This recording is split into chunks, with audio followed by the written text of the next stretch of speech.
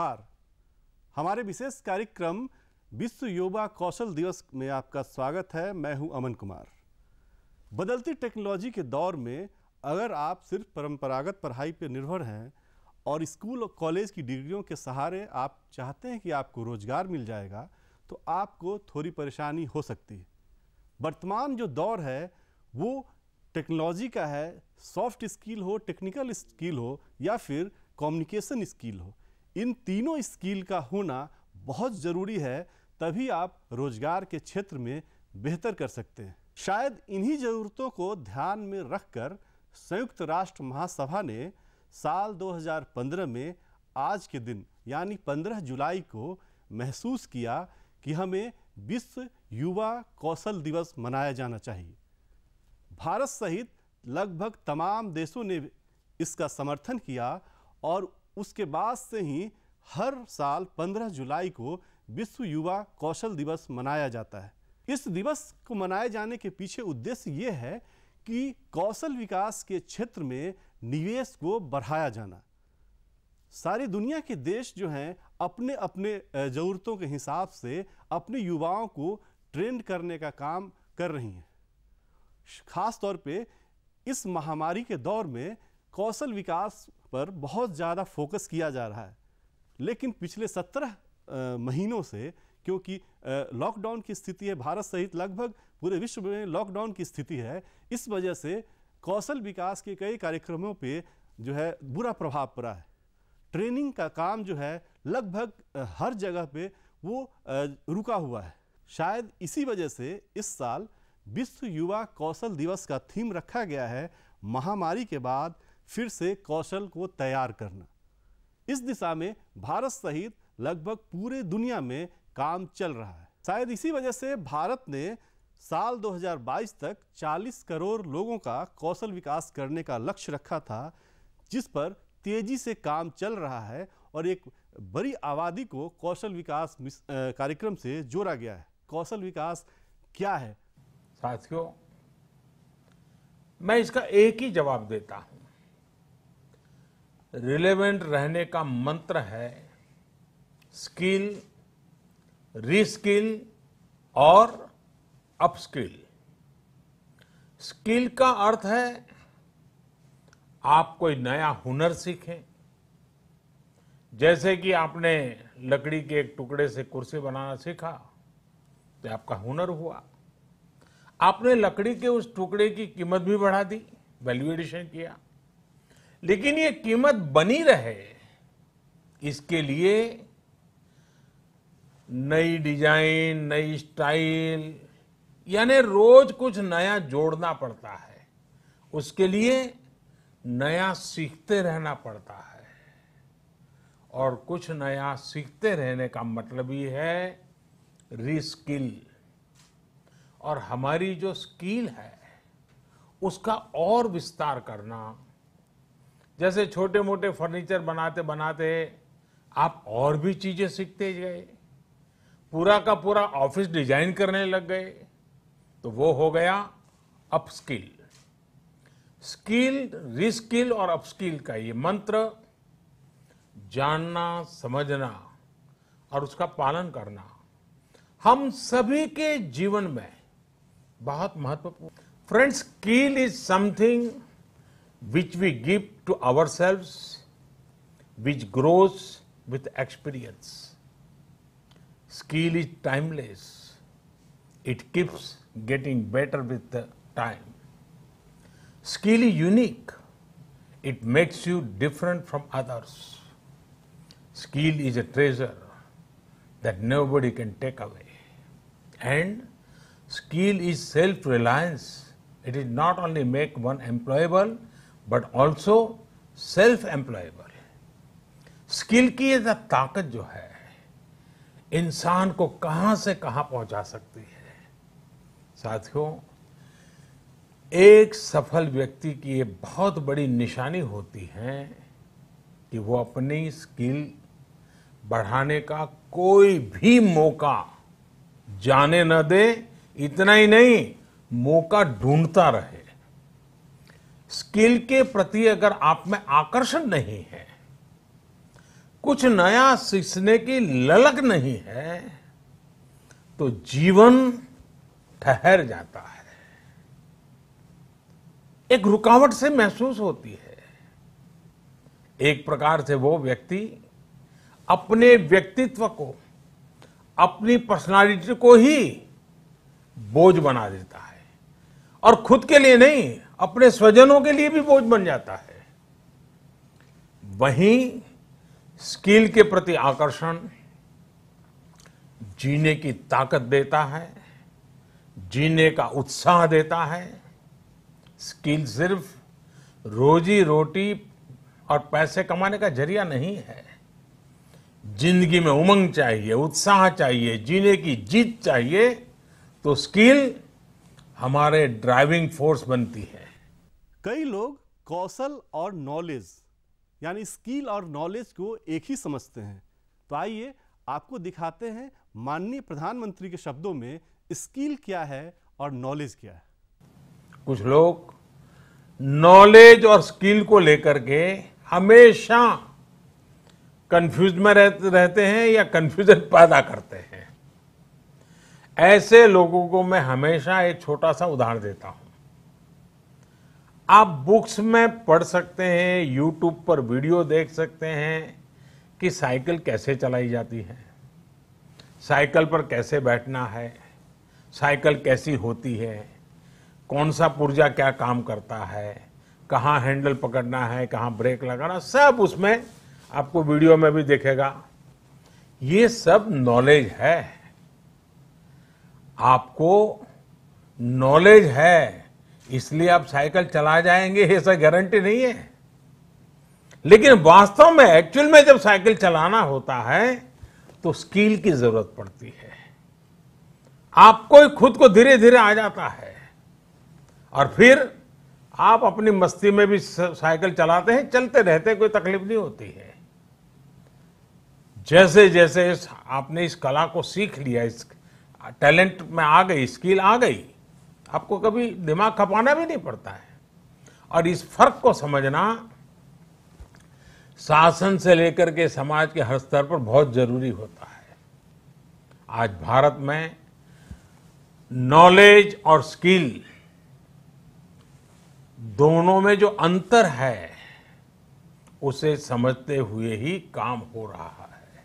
जैसा कि आपको पता है कि भारत सबसे युवा देश है, लेकिन इनमें स्किल लोगों की बहुत कमी है। इसी को ध्यान में रख के कई तरह के कार्यक्रम चलाए जा रहे हैं। साल 2015 से भारत में भी अलग से स्किल मिशन की स्थापना की गई और इस मिशन में कई तरह के जो कौशल विकास के कार्यक्रमों की शुरुआत हुई है। शायद इसी वजह से पिछले 5-6 सालों में आप देखें तो भारत की एक बड़ी आबादी का कौशल विकास हो चुका है और वो इलेक्ट्रिकल, आपको मैन्युफैक्चरिंग, लकड़ी के कामों में, कंस्ट्रक्शन के कामों में जो पहले मजदूर नहीं मिलते थे, अब उसमें कुशल कारीगरों की संख्या में बहुत ज़्यादा बढ़ोतरी हुई है।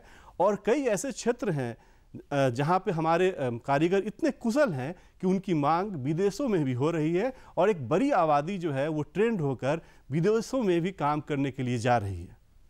कौशल विकास मिशन के तहत प्रशिक्षण महानिदेशालय विभिन्न तरह के प्रशिक्षण कार्यक्रम पूरे देश में चला रहे हैं और ऑनलाइन और डिजिटल के माध्यम से भी लोगों को प्रशिक्षित किया जा रहा है, उनका कौशल विकास किया जा रहा है। हमारे यहाँ कौशल विकास के क्षेत्र में ITI कॉलेजों का भी बड़ा महत्वपूर्ण योगदान है। यहाँ से हजारों बच्चे हर साल स्किल्ड होके निकलते हैं और रोजगार पाते हैं।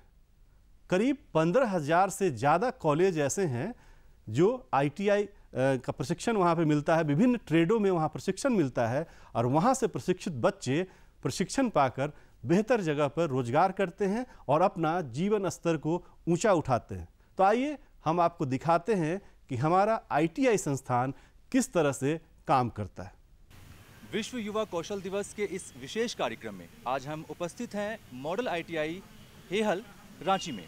यहाँ हम आपकी मुलाकात करवाएंगे यहाँ के training officers, chief training officers और कई छात्रों से, और उनसे जानेंगे कि किस तरह से पैंडेमिक के दौरान भी उन्होंने पूरी सूझबूझ के साथ अपने प्रशिक्षण काम को और खुद के अध्ययन को कभी नहीं रोका और एक नए आयाम के साथ इस कोरोना काल से उन्होंने निपटने की तैयारी की।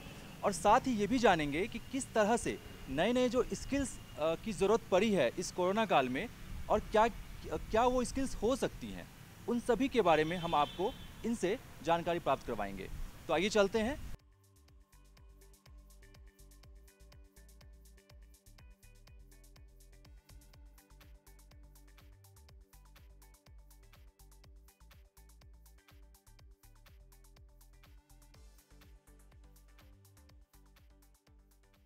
हमारे यहाँ वर्तमान में इस कोरोना काल में डुअल सिस्टम ऑफ ट्रेनिंग की व्यवस्था सुचारू रूप से चलाने की व्यवस्था स्टार्ट की गई है। इसमें यह बताया गया है कि हम उद्योग के साथ मिल करके कैसे बच्चों की अश्लीलता को बढ़ा सकें। इसमें 2 वर्षीय कोर्स के लिए, 1 वर्षीय कोर्स के लिए भिन्न भिन्न तरह की योजनाएं हैं। इस योजनाएं के माध्यम से ट्रेनिंग प्रदान की जाती है। जैसे 1 वर्षीय व्यवसाय के लिए डुअल सिस्टम ऑफ ट्रेनिंग में बहुत ही अच्छा प्रावधान किया गया है कि प्रारंभिक 1 से 3 महीने बच्चे औद्योगिक प्रशिक्षण संस्थान में प्रशिक्षण प्राप्त करें और नियरेस्ट जो भी औद्योगिक क्षेत्र है उसके साथ मेमोरेंडम ऑफ एग्रीमेंट के तहत एग्रीमेंट करें और उस उद्योग में जा कर के प्रैक्टिकल की गुणवत्तापूर्ण शिक्षा ग्रहण करें। इस गुणवत्तापूर्ण शिक्षा ग्रहण करने में हम उस उद्योग की जो न्यू टेक्नोलॉजी है उस टेक्नोलॉजी को हम कैसे इस्तेमाल करते हैं उस पर अनुभव प्राप्त करते हैं। वास्तव में स्किल्ड बनाना सबसे अहम काम है। हम ज्ञान तो अर्जित कर पाते हैं यूट्यूब के माध्यम से, विभिन्न सोशल मीडिया के माध्यम से, विभिन्न किताबों के माध्यम से, परंतु स्किल्डता हासिल करना बहुत ही अलग बात है। इसमें यह तभी संभव है जब हमारा युवा उन न्यू टेक्नोलॉजी पर काम करें, अभ्यास करें। जैसा कि हम जानते हैं यदि हम बहुत अध्ययन किए हैं तो किसी भी साइकिल का निर्माण करने में वो सभी पार्ट पुर्जे का नाम जानते हैं, परंतु उसको रीअसेंबल करने के बाद तभी चला पाएंगे जब हम उसको अभ्यास किए हो। यही अस्किलता है। इस अस्किलता को पूरा करने के लिए हम हमेशा तत्पर हैं। हमारा औद्योगिक प्रशिक्षण संस्थान इस पेंडेमिक काल में बेहतर प्रबंधन किया है। जूम ऐप के माध्यम से, गूगल ऐप के माध्यम से, ऑनलाइन निमी मॉक टेस्ट के माध्यम से, निमी लर्निंग रिसोर्स के माध्यम से लोगों को ऑनलाइन क्लासेस की व्यवस्था किए हैं। भारत सरकार का प्रशिक्षण निदेशालय और के द्वारा बहुत सारे योजनाएं यहाँ पे चल रही है, जिसमें मुख्य योजना यहाँ पे नैप्स है। नैप्स में हम बच्चों को रजिस्ट्रेशन कराते हैं ताकि भारत के जितने भी औद्योगिक संस्थाएं हैं वो उनका चयन रोजगार के लिए, उनको बच्चों को रोजगार प्राप्ति करने के लिए और स्किल के लिए उनका प्रयोग कर सके। दूसरा योजना है हमारे यहाँ PMKY एक योजना भी चल रही है, जिसमें हम बहुत सारे छोटे शॉर्ट टर्म कोर्स चला रहे हैं, जिसमें जो युवाएं हैं जो जिनको शिक्षा प्रॉपर रूप से नहीं हो पाया है वो भी अपना स्किल इन्हेंस करके वो अपना लोकल स्तर पे या किसी कंपनी में, किसी उद्योग में वो अपना रोजगार को प्राप्त कर सके। ये दूसरा योजना हो गया। स्किल पोर्टल है। अभी तो आपको पता होगा, सर्वविदित है कि लॉकडाउन चल रहा है, जिसमें हमारा जो प्रशिक्षण का कार्यक्रम है वो परंपरागत व्यवस्था के तरह नहीं हो पा रहा है। इसके लिए हम लोग बहुत सारे सोशल मीडिया टूल है, फेसबुक है, यूट्यूब्स है, जूम ऐप है, गूगल मीट के द्वारा हम लोग प्रशिक्षण कर रहे हैं। और स्किल पोर्टल है, उसका वीडियो, उस पर बहुत सारे वीडियोज हैं, वो वीडियोज हम बच्चों को भेजते हैं अपने ग्रुप में, व्हाट्सएप ग्रुप बना के। हमारे यहाँ हमारे जो डायरेक्टर मैडम हैं उनके निर्देश के अनुसार हम लोग जो पास आउट बच्चे हैं और जो अभी प्रशिक्षणरत बच्चे हैं उनका एक हम व्हाट्सएप ग्रुप भी बनाए हैं और उस ग्रुप में हम प्रॉपर टाइम टू टाइम जो है अपडेट करते रहते हैं स्किल के बारे में। एक चीज़ ये हो गया, हमारे यहाँ PMKY योजना के तहत 6 कोर्स का चयन किया गया, जिसमें सोलर पावर टेक्नीशियन है, मोबाइल फ़ोन टेक्नीशियंस है, LED बल्ब टेक्नीशियन, ऐसे ऐसे बहुत सारे बिल्डर का है, आदि आदि बहुत सारे कोर्सेज हैं जो 6 कोर्सेज हैं जो चल रहे हैं हमारे यहाँ। और उसमें हमारा मतलब ये है कि ज़्यादा से ज़्यादा युवाओं को जो अनस्किल्ड है उनको स्किल्ड करके बाजार के अकॉर्डिंग जो है उनको जॉब या वो अपने आप को रोजगार प्राप्त कर सके, वो सक्षम हो सके। इस कोविड-19 के दौर में एक प्लेसमेंट एक समस्या थी कि हम कंपनी को बुला के एक प्लेटफॉर्म पर ना तो बच्चे को ला सकते हैं और न ही कंपनी को ला सकते हैं। तो ऐसे स्थिति में हम लोगों ने कंपनी से अप्रोच करके उनको हमने पास आउट का लिस्ट दिया। वो 1 बाय 1 कॉल करके बच्चों को अपनी सुविधानुसार वहाँ पे बुलाने का काम करते हैं और रोज़गार देने का काम करते हैं। हमारे ITI में लगभग 20 ट्रेड 1 ईयर और 2 ईयर का संचालित होता है और बच्चे जब अपियरिंग कैंडिडेट बन जाते हैं उस समय बहुत सारी कंपनीज हैं जो हम लोगों से अप्रोच करता है कि हमको बच्चा चाहिए। इस एवज में कभी कभी बच्चों का लिस्ट हम लोग दे देते हैं, उसके बाद कोई ऑफ कैंपस भी कंपनी करती है, उसके बाद उसको रोज़गार के लिए अपने को प्रोवाइड करती है। इस महामारी के दौर में भी हमने एक अपना मिसाल कायम करते हुए बच्चों को कभी भी हतोत्साहित नहीं होने दिए और हमारे पास जो भी तकनीकी साधन था, ऑनलाइन था, गूगल मीट था, उन सारे संसाधनों का हमने भरपूर उपयोग करते हुए बच्चों को प्रशिक्षण देने का काम किया। कभी कभी हमारे संस्थान में जो भी टीचर थे उनको बुला करके भी हमने ऑनलाइन क्लास का व्यवस्था कराया, बजाबते उसका मशीन का फोटोग्राफी कराए। उस परिस्थिति में, विषम परिस्थिति में भी हम लोगों ने जीने के लिए सीखा है। मेरा नाम अनु भगत है, मैं फिटर ट्रेड का हूँ और यहाँ पर मैं प्रशिक्षण प्राप्त करके लॉकडाउन के दौरान जैसे कि बहुत सारे काम जो प्लम्बर वगैरह काम था जो वो नहीं कर पाए, मैं उस तरह काम प्लम्बर जैसे नल फिट करना वो नल फिट किया। और बाइक में जैसे कुछ बाइक रखा ख़राब हो गया था तो उस बाइक को मैं खुद से स्टार्ट करने की कोशिश किया और उसमें सफलता भी पाई। मेरा नाम करण किशोर सिंह है, मैं इंस्ट्रूमेंट मैकेनिक का छात्र हूँ। मैंने लॉकडाउन के दौरान, ये लॉकडाउन कोरोना काल के दौरान मैंने अपने गांव में रहा। मैंने अपने गांव में जितने भी घरों के पंखे या फिर इन्वर्टर, फ्रिज ये सब खराब हुए थे उन्हें मैंने रिपेयर किया। मेरा नाम अभिषेक तिर्की है और मैं फिटर ट्रेड का छात्र हूँ। जैसा कि अभी कोरोना पेंडेमिक आया तो मुझे ऐसा लगता है कि इस पेंडेमिक के कारण बहुत सी ऐसी चीज़ें हुई जो हमने एक्सपेक्ट नहीं की थी और इसमें मुझे ऐसा महसूस हुआ कि जो हेल्थ सेक्टर है उसमें इस बार ऑक्सीजन की कमी हो गई थी, तो ऑक्सीजन प्लांट में बहुत सारे मजदूरों की ज़रूरत पड़ी होगी। तो मुझे ऐसा लगता है कि भविष्य में इस क्षेत्र काफ़ी स्किल्ड लेबर की ज़रूरत पड़ सकती है। तो मुझे लगता है कि जितने भी युवा है जो रोज़गार चाहते हैं उनके लिए वह क्षेत्र बहुत ही उपयुक्त रहेगा। DGT के director general of training Delhi के गाइडलाइंस के अनुसार कोविड-19 के पीरियड में हमने अपने लीडर के साथ, यानी हमारे जितने भी ट्रेनिंग ऑफिसर्स हैं, चीफ ट्रेनिंग ऑफिसर्स हैं, सबों की मदद से online classes, Google Meet, WhatsApp group से जो भी क्लासेस हैं उसको आयोजित कराया गया है। सफलतापूर्वक सबको मेंटेन किया गया है। DGT के जितनी भी योजनाएं हैं उसको पूरा हम लोगों ने प्रयास किया है कि पूरे तौर पर सफलतापूर्वक आयोजित हो और आयोजित किया गया है। इसमें कोई कमी नहीं छोड़ी गई है।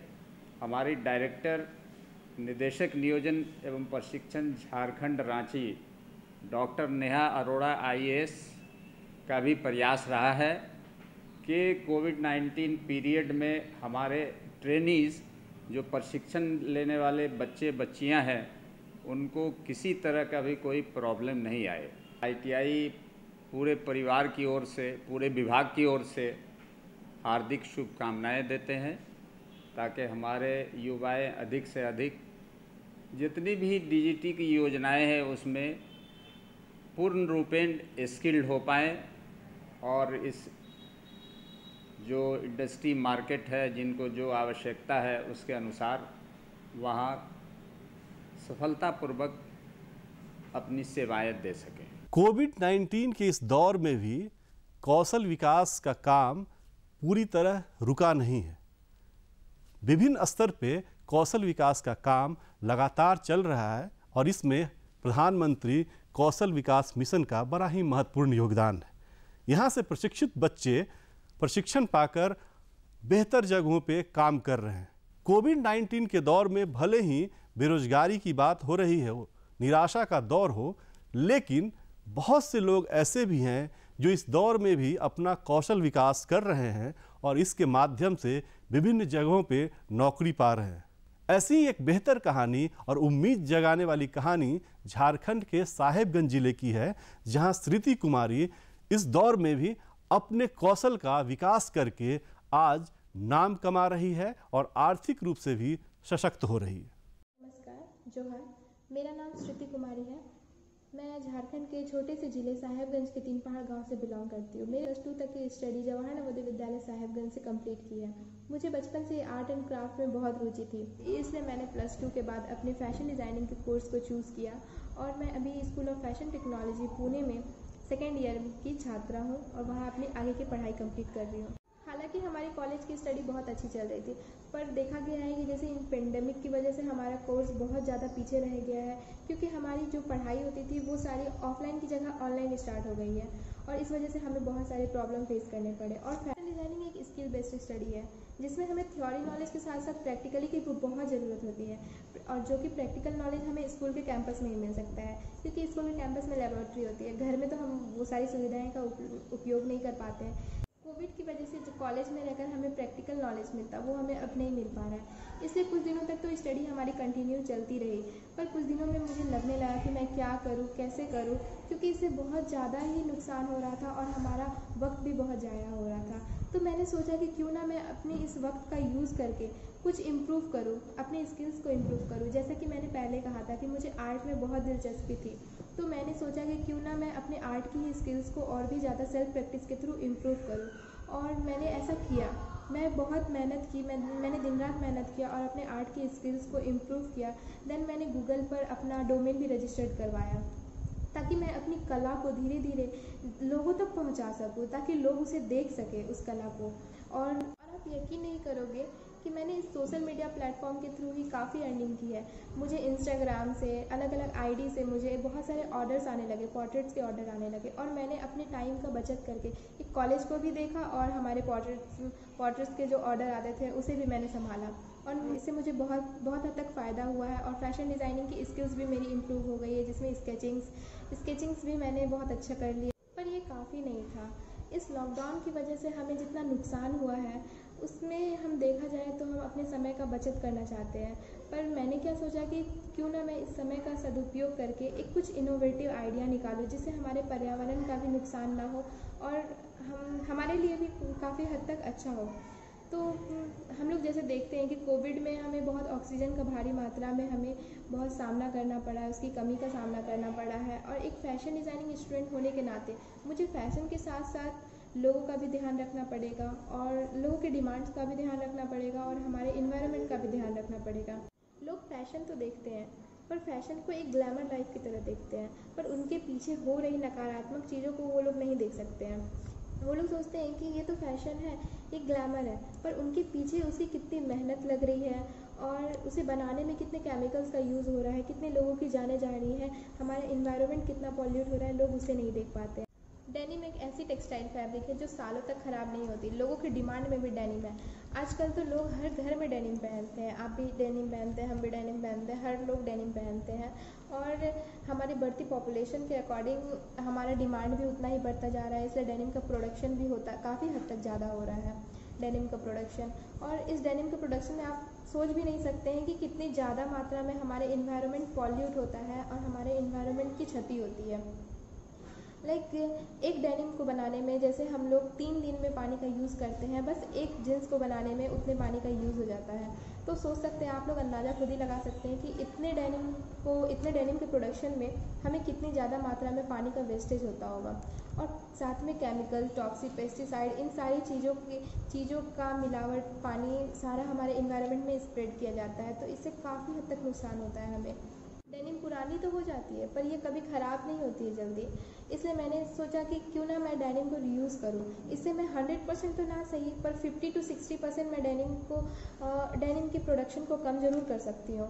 साथ ही लोगों के फैशनेबल डिमांड को भी हम पूरी कर सकते हैं। इसी तरह मैंने अपने पुराने जीन्स को कट करके एक नया लुक देने का कोशिश किया। मैं अपने पुराने हम लोग ऐसा कर सकते हैं कि हम अपने पुराने जीन्स को, अपने डेनिम को यूज़ करके, उसको कट करके या फिर किसी भी प्रकार से हम लोग उसको दूसरी चीज़ पर यूज़ में ला सकते हैं। इससे हमारे डेनिम का प्रोडक्शन भी कम हो सकता है और काफ़ी हद तक इसमें गिरावट भी आ सकती है और हमारे यूथ, हमारे जनरेशन को, आने वाले जनरेशन को भी जॉब मिल सकती है। इसमें वो लोग भी ऐसे नए नए टेक्नोलॉजी निकाल करके इसमें काम कर सकते हैं और काफ़ी लोगों को इसमें एम्प्लॉयमेंट भी मिल सकती है। लाइक वो लोग काम कर सकते हैं इन सारी चीज़ों में। कोविड की वजह से लोग अपने घरों से नहीं निकल रहे हैं। इससे क्या हो रहा है कि हमें बहुत सारे प्रॉब्लम फेस करनी पड़ रही है कि मुझे ब्रांड लॉन्च करना है अपने मार्केट में और मुझे लोग नहीं मिल पा रहे हैं। इसलिए मैंने प्रोफेशनली मॉडलिंग सीखा ताकि मैं अपने कपड़ों का खुद ही शोकेस कर सकूँ, खुद ही मॉडलिंग कर सकूँ। कोविड वाकई में हम सब के लिए बहुत कठिन घड़ी रहा है, पर मैंने हमेशा इसे अपने लिए एक नई अपॉर्चुनिटी की तरह देखा है और कभी हिम्मत नहीं हारा और हमेशा कुछ नया करने की चाह रखती थी। मैं सेल्फ डिपेंडेंट बन रही हूँ। मुझे इससे यह फ़ायदा हुआ कि मुझे पता चला कि मेरे में कितनी क्षमता है, मैं क्या क्या कर सकती हूँ, मैं अपनी स्किल्स को कैसे इम्प्रूव कर सकती हूँ। और इस कोविड में मैंने इस सब चीज़ों का यूज़ किया और मैंने खुद को उस लायक बनाया, इतने सक्षम बनाया है कि मैं आगे चल के अपने ब्रांड की मार्केटिंग भी खुद कर सकती हूँ। क्योंकि मैंने ग्राफिक्स में भी काफ़ी नॉलेज मैंने इकट्ठा की है। मैंने यूट्यूब के थ्रू ग्राफिक डिज़ाइनिंग सीखा। मेरे कुछ फ्रेंड्स हैं, उनसे मदद लेकर के मैंने अपने ग्राफिक्स के नॉलेज को इम्प्रूव किया। मेरे पापा की एक साड़ी की शॉप है। उस साड़ियों से मैंने सोचा कि क्यों ना कुछ डिज़ाइन क्रिएट करूँ। हमारे यूथ के लिए मैंने एक डिज़ाइन क्रिएट करने का सोचा। मैंने कोविड के टाइम का सदुपयोग किया और अपने स्किल्स को इम्प्रोवाइज़ किया। थैंक यू, धन्यवाद। तो दोस्तों, हम आपसे भी कहेंगे कि आप सिर्फ परंपरागत शिक्षा प्रणाली पर निर्भर न रहें, बल्कि अपना कौशल विकास करें और कौशल विकास के माध्यम से अपने हुनर को बढ़ाएं। आप हुनरमंद होंगे तो हर आदमी आपकी कद्र करेगा और रोजगार आपके दरवाजे चल के आएगा। आज के कार्यक्रम में बस इतना ही। पूरी टीम को आज्ञा दीजिए। नमस्कार।